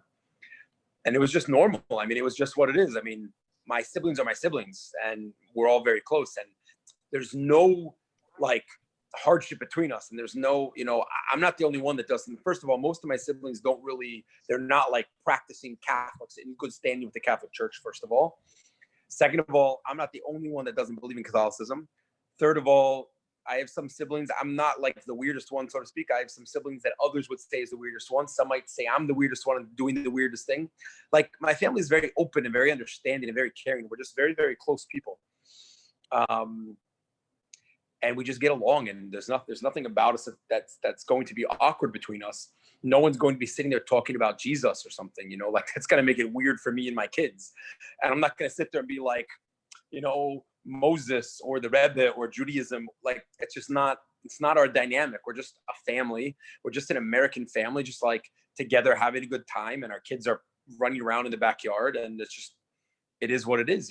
In fact, there's some cool interactions when we got there at night, and a few of my siblings had come over with their kids, and I was in the kitchen, my parents' old kitchen, talking with my dad, and one of my sisters comes running into the room, and she tells me, she's like laughing. She's like, "Oh, it's so funny. I was just, Mendel is playing kitchen. He has like the apron around his waist, and he has a little notepad, and he's pretending to take everyone's order, and like we all did when we were kids. And he's making everyone's food, for them with all the play food. And my sister said she wants a cheeseburger. She's ordering a cheeseburger. It's typical play kitchen. You have the burger and the bread and the cheese. That's like a normal play kitchen thing to order. My son never heard of a cheeseburger. My son, he's never heard of it. So he starts laughing, and he's like, it's such a funny joke, a cheeseburger. Like, why would you order a cheeseburger? And my sister hadn't like thought about it. Like, she isn't thinking that way. So my son goes into this whole, like, he tells her, that's why there's two kitchens. My parents had two play kitchens. And he said, that's the meat kitchen, and that's the dairy kitchen. And just like my sister thought it was like the funniest thing. And like, so my siblings and my nieces and nephews, like, this is how they learn, just from normal interaction, just normal kids playing with each other. That's how they learn things about Judaism. And yes, do I think about, what happens one day when my kids are a little older and they're talking with their cousins and things come up about religion and Christianity, and like, my kids don't live under a rock, like, yes, I do value a certain level of insularity. Yes, I do reject a lot of things within secular culture. My kids don't watch Disney movies. My kids watch Jewish videos, and they listen to Jewish music. That is a very important part of what my wife and I feel is important in bringing up our children. They also live in America, in South Florida, where there is everything and anything. And they have friends that they have friends that are, have more secular influence in their life, that do watch movies and videos. And so they do hear about these things. They're not dumb. I mean, they're not, we might, live within our community for the most part, but, they're kids and they know their stuff. And we go to Disney World. I mean, they don't live under a rock. My son comes with me many times. Before coronavirus, when I would travel to speak in person, my son very often came with me, and he knows my story. He knows that I grew up, not as living as a Jew. He knows that I used to go to churches. He doesn't really know exactly what it means, but he knows that I used to pray to something that's not God, and I used to do different rituals and different things that today we don't believe in as Jews. Like, and if he wants to ask me questions, hey, my cousin Jonathan said something about Jesus or something, could you tell me about it? Until a certain point, yes, I'll explain to my kid. I'm not going to sit there and give him, Catholic Dogma 101, Catechism of the Church 101, but I'm not going to shy away from telling him what I feel is appropriate according to his age and what he needs to know to explain what he might be hearing about. And some of that stuff has come up, and it's never awkward. There's nothing to be awkward about. I'm very happy. We have a very good relationship with our family, and my kids with their cousins. It's wonderful. Baruch Hashem. Rabbi Devlin, I want to thank you. And we met at the Kinas HaShluchim here on the West Coast, the Convention of Rabbis, when you were out here. Sure. For those 2 years. I just wanted to very briefly mention, the Rebbe always taught us that Hamaisa hu ha'ikar, it's the deed that counts at the end of the day. And of course, I'm certainly very inspired and feel uplifted by your story. Incredible, incredible story. And just one thing that's really, for me at least, it's brought to mind is the power of each mitzvah that one does and that one is connected to. Here you were growing up in a home, but you had the one mitzvah of lighting the menorah on Hanukkah with your mom and siblings that stayed with you throughout your journey. And when you were ready for that moment to open yourself up and to connect to your Jewish roots, that experience was within you and it came back to you. In fact, when you put on the tefillin, the bracha that you made was over the menorah. Right. And I just wanted to underscore for our friends here, one, like you said before, one mitzvah leads to the other mitzvah, but even the one mitzvah stays with us because it sparks and kindles the neshama, the soul that's within us.